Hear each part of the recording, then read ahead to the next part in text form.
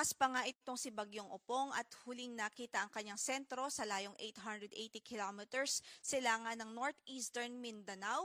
So ang kanyang maximum winds ay umaabot po ngayon sa 65 kilometers per hour near the center at gustiness na 80 kilometers per hour. Kaya nasa tropical storm category ho ito sa ngayon. At ang kanyang movement west-southwestward at 20 kilometers per hour.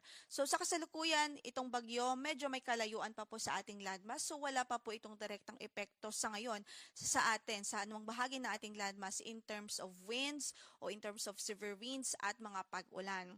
At wala rin po tayong signal pa sa ngayon at as of 5 a.m. na bulletin natin, wala pang nakataas na tropical cyclone wind signal sa anumang bahagi ng ating kalupaan. Pero maya-maya lamang ay i-discuss po natin yung track na latest na ipinalabas po natin.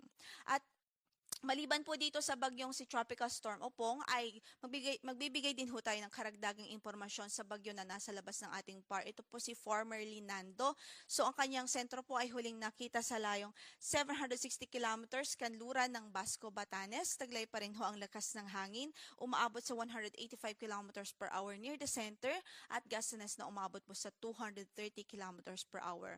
Sa ngayon, sa nakikita po natin, tuluyan na nga po ang kanyang paglayo sa ating area of responsibility at wala na po itong direktang epekto sa anumang bahagi ng ating landmass maliban ho sa kumbaga natutulungan pa nitong ma-enhance yung southwest monsoon na siya pong nagdudulot ng mga pag-ulan sa malaking bahagi ng Luzon. So sa ngayon, ang weather system na nakakaapekto sa Luzon at kanlurang bahagi ng Visayas ay habagat o southwest Follow us monsoon. for more weather updates.